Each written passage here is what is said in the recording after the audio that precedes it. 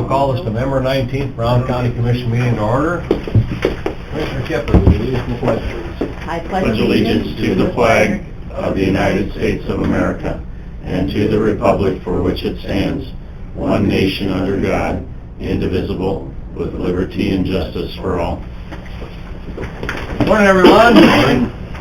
First item on our agenda, we have the second reading and possible adoption of Ordinance 150, the Morlock rezone, and Ordinance 151, the Reich rezone. Ordinance 150, an ordinance amending Title 4, second revision, Brown County ordinances as amended to rezone for prescribed property. The application filed by Mike Morlock, looking to move from agricultural preservation district to mini ag, and the legal address is 10th edition in the southeast quarter of section 2T, 126 north, R64 west of the 5th PM, Brown County, South Dakota. Move it. Second. Moved by Kipley, second by Sutton, to adopt the Ordinance 150, the Morlock rezone. All in favor? Aye. Roll call. Opposed? Oh, that's right, no problem. Okay. That's fine. We're all good on it. Unanimous. Is there any? Unanimous. Okay, it'll be unanimous roll call vote in favor. Yep. So we'll do ordinance 151, another rezone, ordinance 151, an ordinance amending Title 4, second revision, Brown County ordinances as amended to rezone certain described property, filed by Shane Rich, and it is going from agricultural preservation district to mini ag. Legal address is East Half of Lot 1, Keith 3rd subdivision, in the northeast quarter of section 22 T124 north, R65W of the 5th PM, Brown County, South Dakota. Move it. Second. Moved by Sutton, second by Pfeiffer, to adopt the Morlock rezone, Ordinance 151, I'm sorry, the Reich rezone, Ordinance 151. All in favor? Aye. Opposed? Motion carries. That'll also be recorded as a roll call vote in a minute, Yep. all in favor. Packet floating around. Yeah, I got it here. Wow. Plus the credit card bill. We got a couple minutes, Kathy, before they actually want to do a couple of your things. Yes, we have minutes from the general meeting, November 12th. Move it.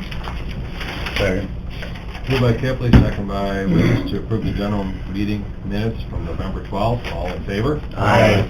Opposed? Motion carries. Claims, Move. Second. Moved by Sutton, second by Weiss, to approve claims. All in favor? Aye. Opposed? Motion carries. HR report, So move. Second. Moved by Pfeiffer, second by Kipley, to approve the HR report. All in favor? Aye. Opposed? Motion carries. operating transfers, Move. Second. Moved by Sutton, second by Pfeiffer, to approve the operating transfers. All in favor? Aye. Opposed? Motion carries. First Street building payments. The question here is, do we want to pay off the building almost 3 years early and do it all in 19 versus holding it and making payments through 2020 and 2021? The money will come from a combination of surplus cash and then the money from the sale of the mill and building. And the surplus cash is coming actually from Judy's 2020 budget. She had budgeted for the payment there, and she'll just not spend that money next year. Based on the money we'll save on property taxes and interest, I think it's the right thing to do, get it paid off early and get it off the books as far as paying the property taxes for the next year and a half or whatever. Is there a total number of what the savings is? Has that been with it? No, because the interest, is variable depending on the balance. Right now, the interest is at $32 a day. Taxes around $9,000, so you're going to save the $9,000 for what, 2 years? Yeah, because we'll have 2020 or 2021 property tax on it, and then of course we won't have interest for the next 2 years too. And next year, you said it would impact our cash by about $52,000. Yeah, So it would it's- go down. I mean, we're paying a substantial amount of money and it's only hitting us. The financial impact is only $52,000. Yeah, so we'll be requesting a budget supplement for $462,000. Right. But the actual cash at the end of 2020 is estimated to go down $52,000. So you'd actually be probably looking at 20 to 25,000 in total savings by doing it that way, by paying it off. Well, I mean, we didn't calculate that exactly. Yeah. Over the course of the 2 years. you got $32 a day interest for the next coming year, $32 a day, you're $900 a month. You know, you're 9,000 there, your taxes are 9,000, that's 18,000 just in the 1 year. Now the next year it'd be less because your interest is gonna have less dollars to work off of, so you know, it's gonna be substantial. I'd move the payoff. Second. Moved by Piker, second by Weiss to pay off the First Street building. I agree with you, but we gotta remember where part of that money got stolen from was the fair savings. So I think at the end of the year, see where we're at, or next year, see where we're at, and try to make whole that savings that we had for the fair. I believe there was 100,000 or something, do you remember? Oh, because you guys canceled that Yeah. capital outlay for the fair. Yeah, so we need to revisit that and get some more savings in that fair, because it's the easiest place to steal from, but those structures out there are not gonna last forever. Next year during the budget process, I think we need to take a look at that, knowing that the Millen building is now paid off, going forward, at least for 2021, recommit some of those dollars that we took for the refund. I agree. With that, I support the motion. Just need to keep in mind. That's good thought. Yeah, Piker. Bikers Week, yeah. All in favor? Aye. Opposed? Motion carries. I think we can move on to our next item. Next item on the agenda, we have a drainage board, or not drainage board, the drainage contact person. We as a commission need to determine who we want to put as a contact, so when people have a drainage issue, who to contact, if it's going to be the highway department, planning and zoning. I guess we have some input. Anybody's got anything to add? I think those two should arm wrestle for it. Loser has to take it. Kendall will be arm wrestling for the highway department. I would be inclined to check with Mr. Rogers to see if he'd be willing to take it on. The highway department is out in the county on a much more regular basis, and at least have them be the initial contact, and then if it was something that he felt, or they felt, that Scott would have, you know, more knowledge of, he could defer to them, but at least have the highway department be the initial contact place, if they would agree to do that. I guess that's a little vague, the line item on there, so I would like a little bit of definition as to what the expectation of that is. I mean, are we being completely mechanical and reporting back to you as to what we see? Are we offering recommendations? And without the county having a drainage board, or I'm not even up to speed on where that's at. I just, you know, I would like there to be a little delineation. We don't have to rewrite the ordinance, but I don't want someone to call the highway department and that's, you know, we tell them one thing or the other and then they're going off in whatever direction, you know. Because right now I don't even know exactly what you do. I mean, yeah, we go look at it and say this will happen, but if two guys are in opposition, I mean, what's usually the response? We just tell them to defer to court or what? Or do we defer it back to the commission and we decide where it goes? And each case is probably going to be a little bit unique and different, so I just think without the commission assistant who was in charge of that position, we just need a department to contact. And so if we have that the initial contact place, because there's always someone on staff out there, either Cindy's there to answer the phone or one of you guys, at least it's a place to start and a live person to pick up the phone and then figure out what we do next. I wouldn't have an issue with that as being the point of contact and doing some level of reporting or evaluation on it. But a couple things, I'm trying to make my department smaller. I'm one of the departments in the county that's shrinking, okay? So this kind of runs counterproductive to that. But it's not a huge deal, and as you say, we get involved in a lot of it anyway. It's just that I need to know at what point. I mean, we're going to go collect the information. Like I said, we can give a report, but as long as there's some definition as to what our responsibilities there are.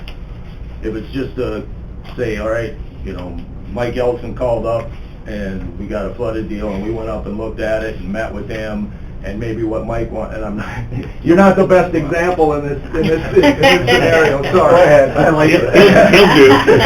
But since you're here, but I mean, if what Mike wants to do runs counterproductive to what someone else wants, that's, obviously, that's, you know, that's the whole crux of our conversation, but at that point, that's where I'm like gonna go, hey, you know, we're the highway guys, this is what we think will happen, you guys can fight it out from there. Because you've got enough reasons to be mad at me already. I don't mean to be argumentative, but we just filled a position for planning and zoning to try and take care of, you know, a lot of things that need to get done and so forth, and so that'll take a period of time, hopefully a brief amount of time, to get settled and so forth, but for consistency, keeping track of who's making what reports and how to document moving forward, whether or not it's going to require a hearing or some follow-up and so forth. My suggestion is that go to planning and zoning for the time being until some of that stuff settles down and see if that'll work out. For us too.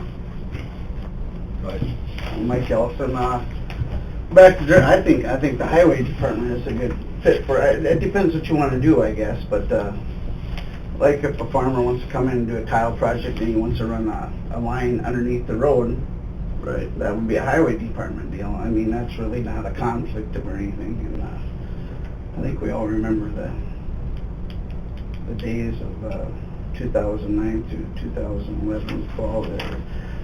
We don't want to go back to that fiasco. I mean, I think a lot of it has to do with roads. I mean, It I think does. the highway department is a good place for I it. agree with you to some extent, and regardless of what it is, I'm not, and Mike, whatever we do here is fine, we're just brainstorming, right?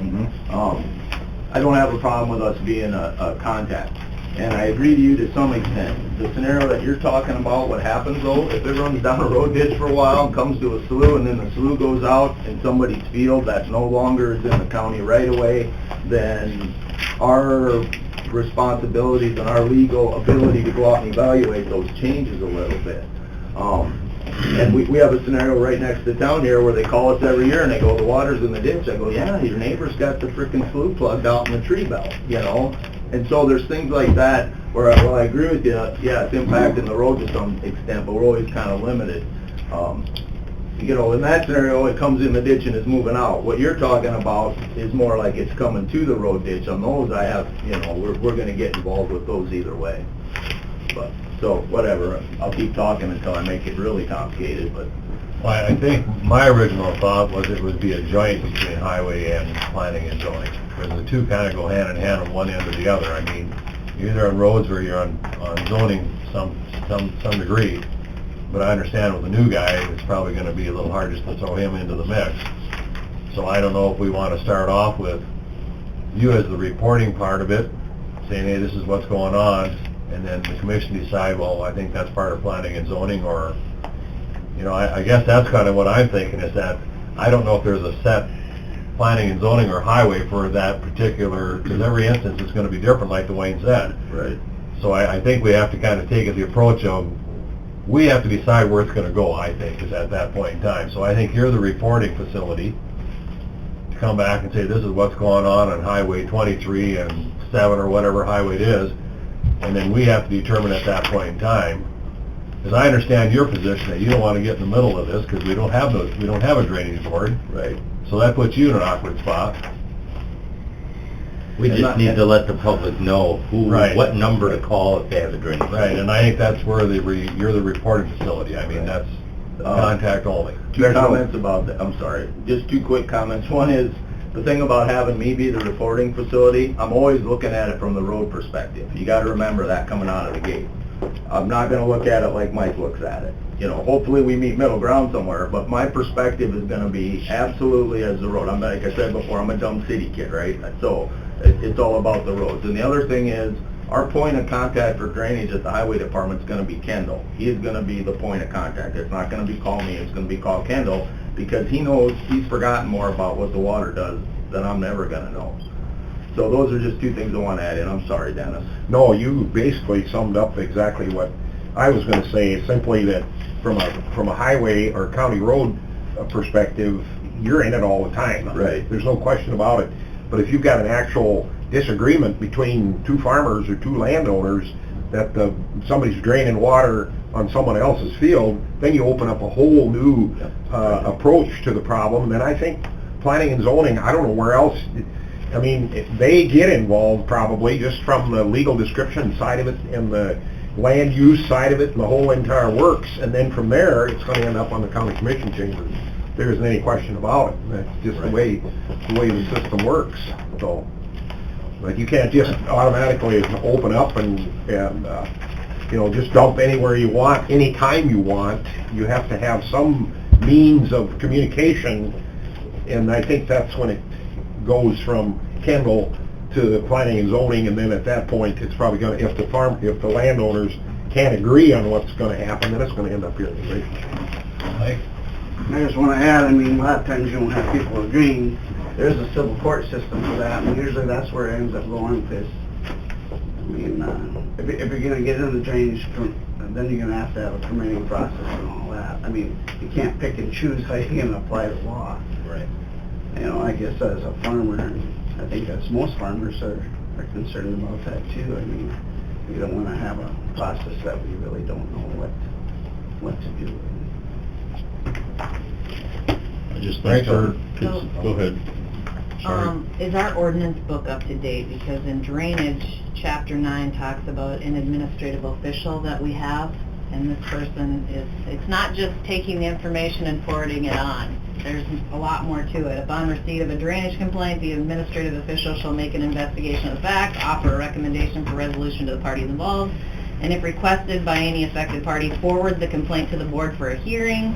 It goes on to talk about the administrative official is authorized and directed to enforce all the provisions of this ordinance, and they have the power to stop any project that's going on if it's contrary to what.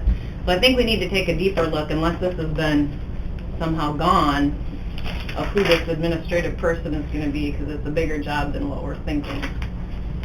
And of course, it says right at the beginning that you can take the drainage dispute directly to circuit court, like Mike's saying, but if it ever comes to us, all I've seen us do is acknowledge it and move on. But I don't know if that's still our process or not. What was the last thing you read about you've got it's more than just reporting, compile, make a recommendation? Who are they making a recommendation to in that To the ordinance? board, which I which assume board? is us sitting as Yes. drainage board. You sitting at the drainage board? Right. Yeah. So we do have a drainage board in Brown County? Yeah, it's the commission. I think annually we do one meeting. But I think that's by state law, by state statute too, that if you don't have a specific, the counties that don't have a specific drainage board, then it automatically becomes the county commission. So Is the drainage board. I think that highway definitely has more of a beat on the pulse of what's going on. However, I have a big problem putting that big of a job on a department we just cut $3 million from. So I don't know. You might want to think harder on this. And when we get those complaints, they need to be documented with some level of consistency, even though each one's a little bit different. And if it needs to be elevated or, expedited, they need to be handled as such, as opposed to, well, I got a phone call, I looked at it, it looks good, not to be critical, but that's kind of what you guys have to do while you're out in the field. But like you said, you're worried about making sure things are passable and safe. Right. So maybe planning and zoning is the logical place, now that we've added another person, maybe. For first contact, That would be anyway. the first contact, and let them disseminate it wherever it needs to go. Well, I think anything outside of the county roads or because, Dirk's directly involved, the highway department's directly involved if it involves county roads, approaches, culverts, whatever, he's involved, but when it gets outside of that, then planning and zoning probably is the place to go, because you can't put planning and zoning in charge of what Dirk's got to do or Kendall's got to do as far as his approaches and culverts and that kind of stuff. Let me ask you this, Dirk. In the event that somebody's doing something illegal with their draining and they're creating a problem with our county road, what's your action at this point in time? If it's creating a problem with the county road, then you address it right now. You'll address it as the highway department, I would Right. understand. Right. So that's a little different scenario when you go to the next step, when there's two farmers going at each other. Right. I think that's where it goes into planning and zoning, much like I said. I think it has to be a split deal, because I think it involves you as the roads. If somebody's blocking your road or blocking culverts and causing our roads to go underwater, you're the one at that point in time that has the authority to take action. Sure. Is there, maybe Mike, either of the Mikes, who at the state, if there's a complaint and if they want to jump at a level, Who would the state deal with all this? Do they go to just, It's pretty much a DNR? civil matter. okay, They so defer nobody to the still courts. is watching that? Right, they defer to the court system to take care of it. So if you open up this, yeah, I mean, I look at the future here in Brown County, and I surely don't want to see the attitude of an anti-tiling, anti-drainage philosophy in Brown County when we got a whole state north of us or another county in the state ahead of us. We receive the water from them, and I hope to God that we believe in the county that our job is to move the water on and not hold it here. So, and if you look at the future, you know, a lot of farmers got 4 years of prevent plant history, and some of them, they ain't got that much left. So they're gonna have 3 more years left. We go through a long period of time and they lose prevent plant coverage. You're gonna have a lot of farmers getting pretty stressed. And if you're not gonna promote drainage in the county, there's gonna be a lot of farmers in trouble on a lot of this land, and it's just not gonna qualify for anything. And I'm not it's a sure big word. I'm not sure that promote drainage is the proper word. I would rather say would, you know, look at each, somebody has to look at each situation, and, because you can't, just because somebody's a big farmer and he's got a big track hoe doesn't give him the right to dig every ditch in the corner in any place he wants, so that he can, in essence, drive some little guy out. That isn't the way drainage works. Granted, I mean, you can't, you know, stop someone from the desire or the ability to probably make his land more usable. At the same time, there's got to be some regulation. And I mean, I'm not a crazy environmentalist, but there's issues, and you look across the spectrum all across the United States, there's issues with environmental issues with all this drain or tiling stuff going on too.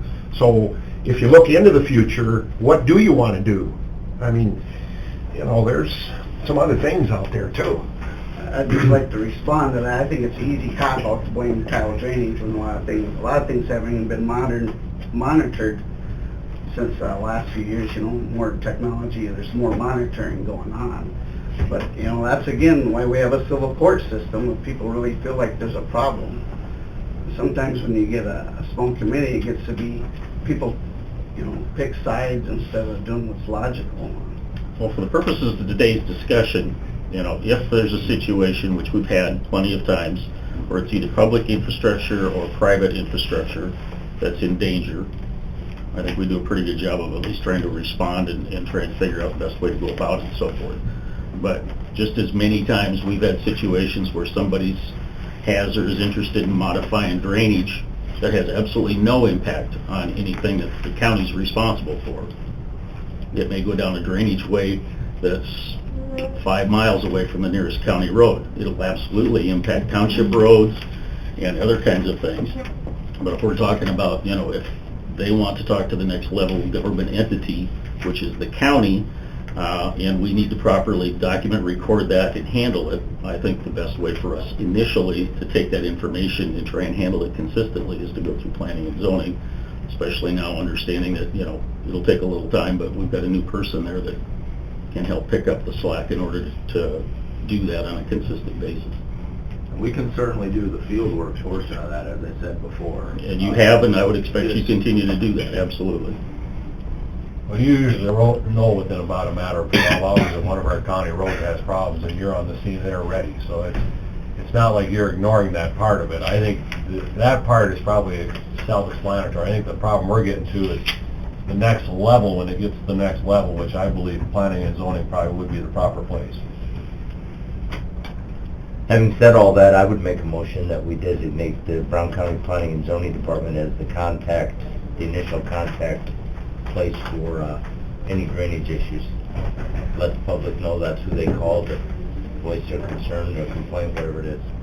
Second.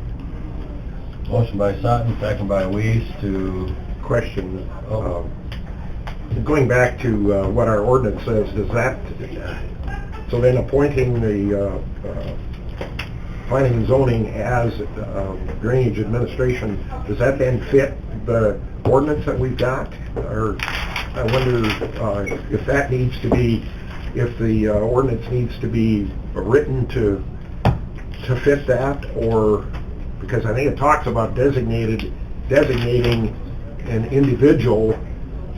Oh, right here. So the definition of administrative official, the planning director duly appointed by the board who is responsible for the administration and enforcement of this ordinance. Fits right in. I think we know who that is. So the minutes are Aye. reflected, appointing planning and zoning director as zoning administrator, or how? That works for me. As a point of contact for drainage issues. Right. I believe when it You becomes want an to issue... propose an ordinance change, Vader? Yeah. I believe when it becomes an issue, and I'm not certain, but when I first came on the board, I believe we had an incident. And did we not just defer it to the circuit court and let them handle it? Isn't that kind of what the commission does at this point in time? We don't want to get involved with that, so we've decided that when that issue becomes before the commission, we defer it right to circuit court. I believe that happened in 2015. There was a case or something that stuck in the back of my mind. I believe we as a commission deferred that out right away just to keep, because how do we control it? We're in a no-win situation. We get in the middle of that. So I think that's what we decided to do in that particular case, is we deferred it out to circuit court. And now it might sound kind of like a chicken way out, but I think it's the right thing to do as a commission, is let the circuit court determine these two farmers or these two parties or these three entities or these five entities, who's ever affected down the road, let them determine what the problem is rather than us. Well, if you remember back when we were meeting almost every week as a drainage board, at the end of the day, it was felt that we as a commission or a drainage board at that time didn't really have the authority to say yes or no, because there were no teeth in the ordinance, and that went all the way to state level, and they tried it at state level a couple years in a row to fix the problem and weren't able to get it fixed. So on the advice of our state's attorney, we dissolved as a drainage board, and then any drainage issues that came before us as a commission, we merely, like Commissioner Kipley said, we merely acknowledged the project, and if something went south, then the court was the next logical place to go. It would seem reasonable to me that if it did go to circuit court, and then if the courts requested a certain amount of information, whether it was hydrology studies or whatever, that the county could get drug into some expense on that side of it too. I don't think there's any question that there's potential for that. You have I don't some know how you limited expertise, but absolutely no authority to mandate anything. So we have the motion and second to put our planning and zoning department as the contact and administrator of drainage. Yep, that's already done. So yeah, just the contact. Okay. All in favor? Aye. Opposed? Motion carries. That was easy. Well, Drainage always is. we talked it out though. We did. Whiskey's for drinking. Morning, Dirk. Hi. Morning. We're a little late, Dirk, but I know you've been involved already. Yeah. It's You're fault. blaming that on me already, huh? Not only am I eating up all my time, I'm eating up everybody else's. Let's see here. Why are you here? Department update, and then I have a agreement for, it's our FEMA. We'll do that first. Our FEMA, stuff, we're doing it ourselves. You know, we're not gonna contract it out next time. Excuse me, let me start over. I'm saying FEMA. It should be ER. The ER program, we only have 3 ER sites. One's on 23, just west of Fernie. One's on 13, just west of Tacoma Park. There are 2 where we're gonna do grade raises. And the other's under about 4 feet of water right now. Road 18, just south of 13. We'll come back to the water up there. It's pretty epic. But anyway, this agreement's from ER. I need it run through in a resolution and signed by the chairman. This is the agreement where we can contract with the federal government to do our own work on the ER projects is what it is. Motion to authorize chairman to sign. Second. I didn't do an exception. We have a motion by Lee, second by Piker, to authorize the chair to sign the ER agreement. All in favor? Aye. Opposed? Motion carries. Couple other things, as far as what we're doing, Hall Bridge up there on the first, they poured the rest of the concrete, and they broke the 14-day cylinders Friday, and it was above 4,500, which is what they had to wait for. When they poured that on the first, they called me and said, what do you think? And I said, well, can't do anything for 14 days. I mean, we don't want to backfill something before the concrete has come back to make sure it's good. So we kind of had the last 14 days, they've been doing whatever they can do on the edges of it. So that passed on Friday. They're doing some rip wrapping and a few other things. There's two kind of critical challenges with what's left. One is backfilling the material, if we can keep it from freezing and keep it nice so that it doesn't settle in the spring. And we still might do that anyway and have some settlement in the spring and have to be something that we maintain, but we get the bridge open. The other challenge is the guardrail. Normally you put the guardrail in last because they want to have it at the right height above the finished surface, because the 42 inches or whatever it is, it's all a liability thing. So in the past, we've had them put in the guardrail, and then we would sign off saying, we'll make sure that the elevation is proper, because we'll do the paving on it. We obviously not this year, but we'll do the paving on it in the spring, so we just undercut it a little more so that when we're done, the elevation matches. So those things aren't preventative unless it gets real cold here. You can't even get the posts in the ground to put the guardrail. So having said all that, if the guardrail's a challenge, I'm not sure that we can't come up with something if we can open up the bridge to where we channelize traffic and lower traffic down to where we can use the bridge. It wouldn't be at high speeds and whatnot, but we would at least be able to use it, and we'd do some kind of Jersey barrier or something on the sides. That's assuming we can get it backfilled decently enough. So substantial amount of backfill has to go in that on each side, each end. Yeah, pretty much. I mean, it's not like doing a big highway project, but for bridges, that's a pretty big bridge by our standards. So it's not an insane amount. It would be like a couple of days, but it's more about the temperature and the condition of the material and stuff than it is really the quantity.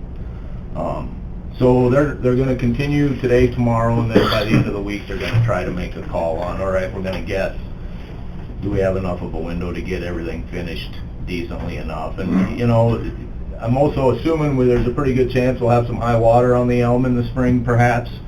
So that's something else. This probably isn't the ideal spot to try to just, okay, let's just hope this holds, and then, have the Elm go wacky in the spring again. So not a real definite answer on that, but over the next couple days, we'll evaluate it, and then in maybe the next week or 2 weeks we'll be able to say, all right, we're going to just have to close it off, or we'll have it open, but it'll be reduced to 20 miles an hour or whatever, something like that. Any more questions about that, about the bridge? Bales in the road ditch was an epidemic. It looks like some of them got picked up. We put in a date of the 17th. I don't even know, I would have to look to see if we have a drop dead county policy on it. We've kind of deferred and went with the state. We usually end up in there a couple weeks after the state where we say, hey, go get them.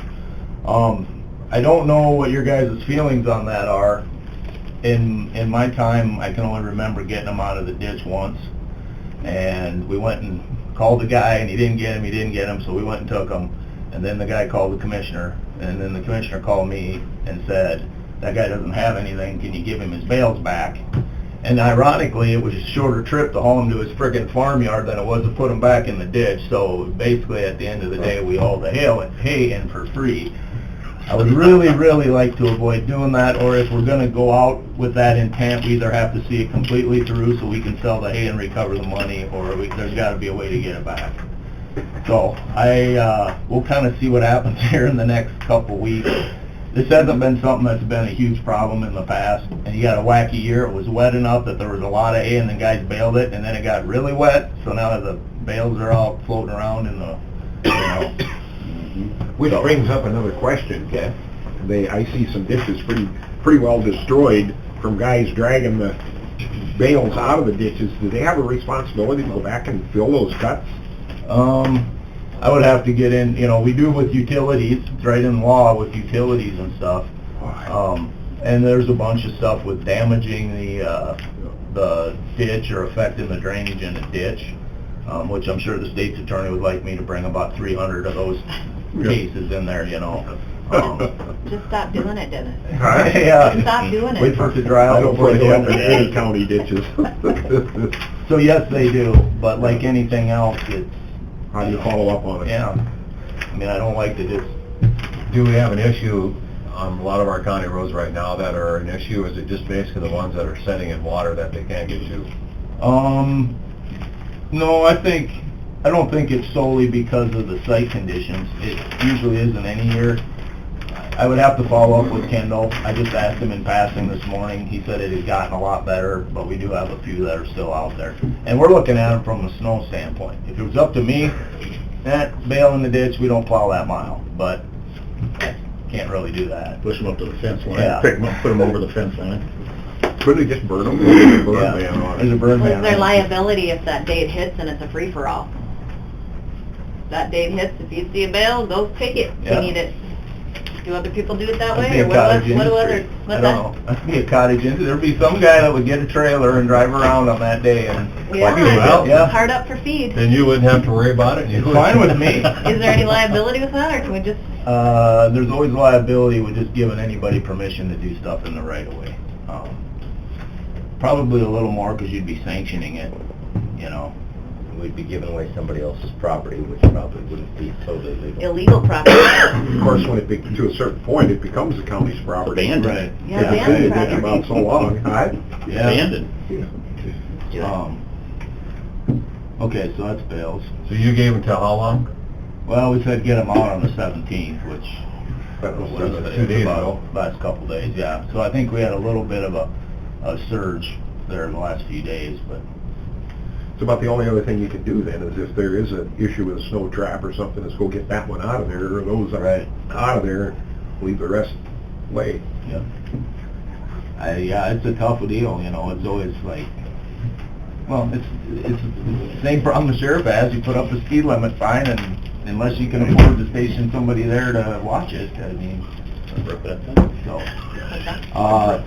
Work schedule, we're gonna go back to 8, start next week for, I don't know, for a while. I'm still trying to work out the future a little bit, but for now, we'll just go back to 8-hour days to cover the rest of winter, at least until the time change again, but we'll just see what's happening there. Outside of that, let's talk about water a little bit. Well, we can't get to the wall. What? Yeah. If we hadn't raised the bridge up about 4 years ago, it would be 1.5 foot underwater there on the Tacoma Park Road, and our berm has been over top. So right now, the wall's holding back what it can, but the water has overtopped the berm, and so it's going to circle around and go over there by Yorktown and get in the river over there. I don't know, we'll just have to see what happens when it's done. But we were able to get the gates open.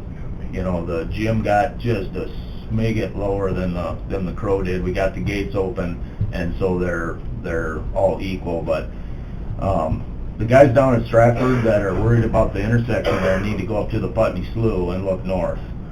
And Are we at least signing that? yeah, it's all signed. Whether or not, we have about 9 signs down there, and they,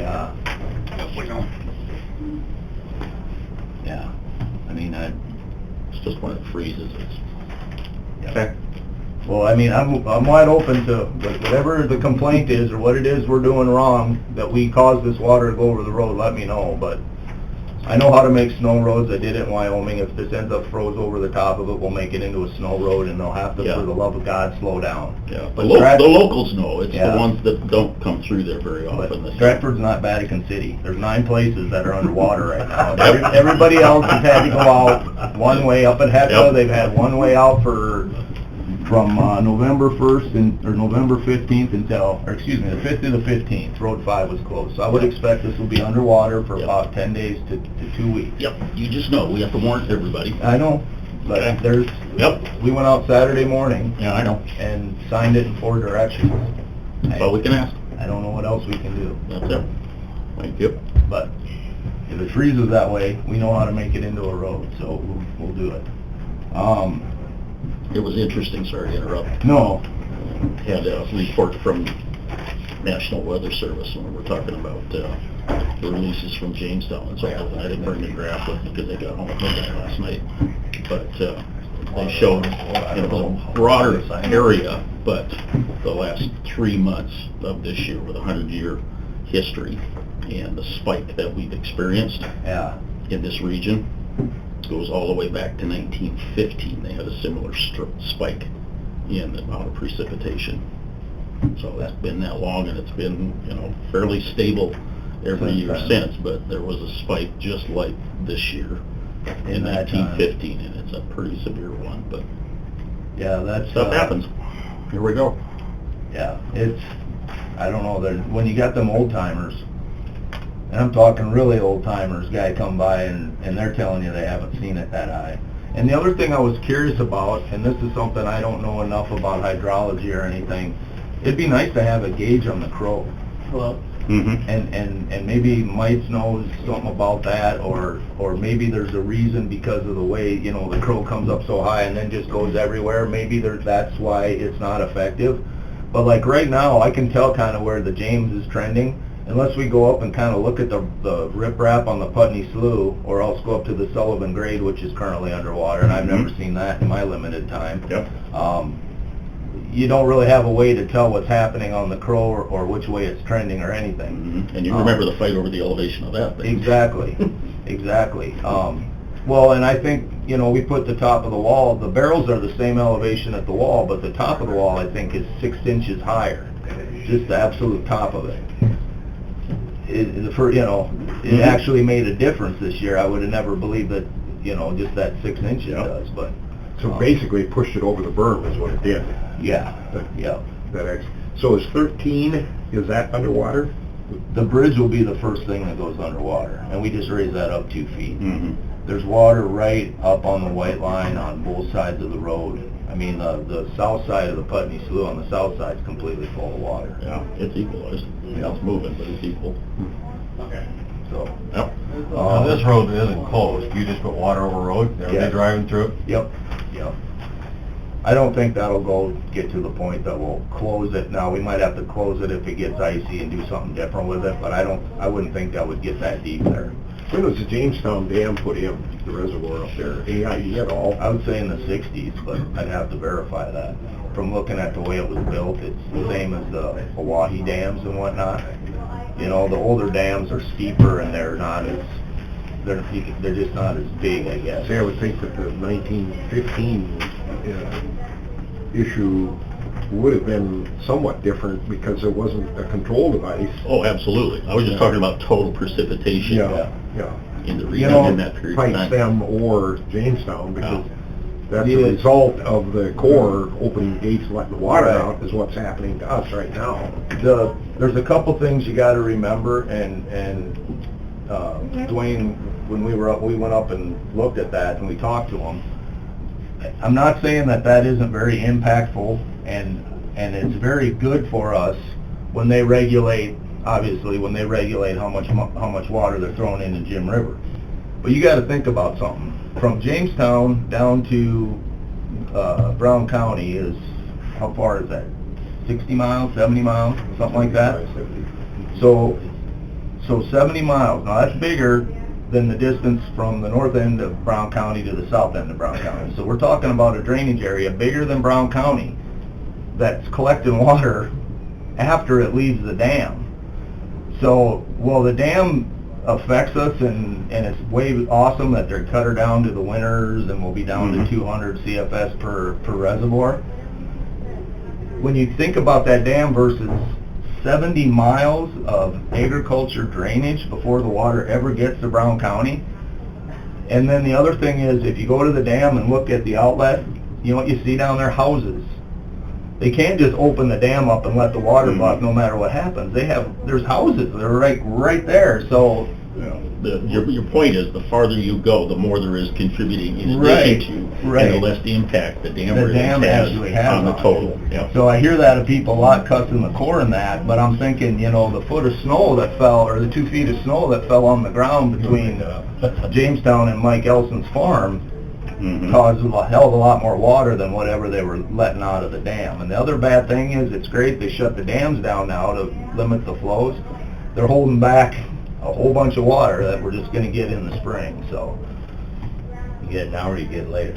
Exactly. Pay now or you pay later. Yep. So, I don't really know much, but that's my water talk. I'm sorry, Dirk, we already gave drainage to Bader, so you Yeah. can't have it. That's why I'm comfortable talking about it. Sound like you're campaigning to get it back. Yeah. The, outside of that, we're basically just hauling gravel now and trying to get some pit run in the yard to start crushing with our concrete. And hopefully we're gonna start that a little earlier this year, and probably go a little longer crushing concrete in the yard, but outside of that, we'll just see what happens next. If we get a tough winter, you got your snowplow operators all lined up and you're setting good that way? Oh, yeah. Yeah, we're actually gonna be in better shape than we were last year. You know, Kendall, at least right now, is healthy, so that'll be a plus. And, we actually ordered, we bought 4 new plows, you know, the actual plows. It was funny, we actually wore out snow plows. The plows just broke, and you weld them, and they break, and you weld them, and then pretty soon so, I think we should be okay. Good. No snow gates, right? No snow gates. Jeez. Don't even get going on snow gates. Thank God we only have like a half a mile of curb and gutters. I don't have to That's a worry big about deal it. in Watertown this week, so. Yeah. That, well, must have come up in town. Oh, Yeah. somebody, a county employee called me for information to go present to the city about it. That's what it was. So, no kidding. All right, you guys you got my email. I'll be gone the rest of the week, I would hope. Okay. Thanks, Dirk. You bet. Good deal. Thanks, Take Dirk. care. That takes care of our agenda items. Kathy, you want to finish up your items that you had? Yeah, we have the 2020 e-poll book contract. Move it. Second. Moved by Sutton, second by Weiss, to the 2020 election e-poll book contract. All in favor? Square up. Opposed? Motion carries. We need to acknowledge the easement on the Millen building. There was a clerical error and it was dropped from the last replat. Moved. Second. Moved by Weiss, second by Sutton, to acknowledge the easement on the Millen building. All in favor? Aye. Opposed? Motion carries. Liquor license renewal. Second. Moved by Kipley, second by Weiss, to authorize the chair to sign the liquor license renewal. All in favor? Aye. Opposed? Motion carries. Courthouse security grant. So moved. Second. Moved by Piker, second by Weiss. My question was, is there any way we can do anything with the blue building on that, being it's kind of tied in with 24/7? They gotta be strictly courthouse. I guess I'm not sure on that. They had 3 projects they had put in the grant for already. It's due by December 1st, so Can is we there... check to see if there's any way that what we did over the blue building, like the locks and the stuff that would pertain to that, would even fall into that? So you're looking at what specific projects? Well, in the building? we've done the 24/7, being it's a kind of a court administrator deal to keep them out of jail. I was just wondering if that would fall under that guidelines. I'm probably fishing, but I thought, well, it doesn't hurt to ask. Yeah, I'll get with Judy as well. But there was a substantial amount of dollars spent on the locks and the security over there, so I just thought maybe we could funnel that in there. So we Yeah, can and check on Judy that. did all the paperwork for the grant, so... There's 210,000 available, and I think that's statewide. That is Yeah. statewide, And yeah. we're applying for over 20,000. So maybe that's why she didn't, is she... We can get up to 75%, but if more people apply, they ratio it down. Yep. so. Yeah. Never hurts to ask. Okay. We have a motion and a second. All in favor? Aye. Opposed? Motion carries. Well, time out here. So are you going to sign that current grant application with no modifications? Or do you want it to go on the agenda next week? It's due by December 1st. We've got the 26th between now and then. If Judy can add it, maybe just approve it next week. Sign it next week if we want to add it. If there's a reason we can't have it, approve it. She'll know right away if that qualifies, I bet. Yeah. Okay. So... Unless we just want to call her a minute and just ask her. Yeah, she's Number 2? Yep. That'll eliminate any confusion for next week and Yeah, I time-wise. suppose that's kind of hard to write the minutes that way, huh? Yeah, it doesn't make sense.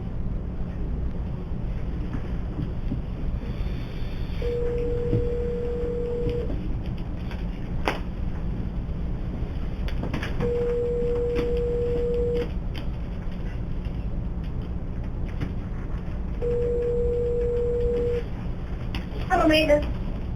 Judy, Doug in the Brown County Commission Chambers, got a question for you. We got you on Okay. speaker, so you watch what you say now. Question is, courthouse security grant, you've got the items listed in there. Is there any chance that what we did over in the blue building for our 24/7, would any of that qualify for the locks and the coating we did over there? Well, I'm going to say it has to deal with court security, and 24/7 doesn't necessarily mean court security. Okay. Well, just a thought I had. I was just fishing, I guess you might say. I thought it doesn't hurt to ask that. I didn't know if you... Yeah, if you read that letter, it states things in courthouses, Okay. like security in courthouses. Okay. So it's not worth even trying anything on that then? No. Okay. Well, that's all we had for you. You've answered the question. If it's Okay. strictly courthouse only. Yeah, it's for courthouse security. I guess I gave Kathy a letter if you wanted Yeah. to read the letter. Okay. Sounds good. That's all we had for you. All right, thanks. Okay, thank you. Yep, bye. Write it as is. Hey. Last thing. Auditor's report of accounts. Move. Sorry. Moved by Sutton, second by Weiss, to approve the auditor's report of accounts. All in favor? Aye. Opposed? Motion carries. Anything else, Looks like Kathy? everything that we have. Anything else come before the commission? Scott? Did Gary review anything as a final discussion on what was being done with drainage with any of you? I didn't hear Where anything. information might be, or? You mean if there were any pending issues, you mean, or what? I don't know what he was doing. Do you know if there's anything pending, Erica? I don't know if there's anything pending. The filing cabinet downstairs does have some drainage stuff in it. Okay. Maybe we could shoot Gary an email and just ask. Well, I don't think there was really anything pertinent, because, he'd have brought it to the commission. We haven't had a drainage issue in probably 2010, 2011 was the last time we had any type of issue like that. So it's been a number of years since we've had this water issue. Now, anytime you have the water, that's when it resurfaces, so... I think he would have made us aware Right. of it if he was working on a specific project or something, so I'm not aware of anything. No, I think the big thing is just to change the website under the drainage link it has. Yep. Who it is and... So I'll have to let Paul know that he needs that contact me. And I can take care of that because there's someone else I need to notify also. Okay, thank you. So, and I don't know if there's anything, I guess it'll depend on what you find on the drainage file in the drawer down in that filing cabinet. And I guess, I don't know if there's any guidelines of what he was doing or not. I guess you'd have to look at that and then probably come back to us next week and say, hey, this is kind of what I think it's probably going to be pretty generic.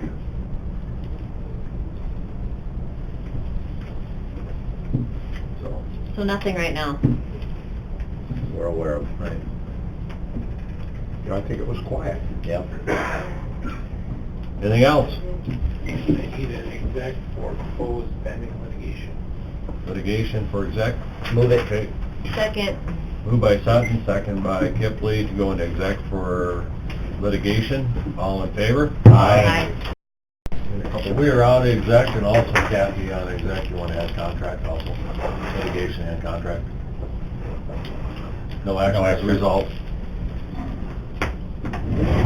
I'd entertain a motion to adjourn. Second. Moved by Piker, second by Sutton to adjourn. All in favor? Aye. Opposed? We are adjourned.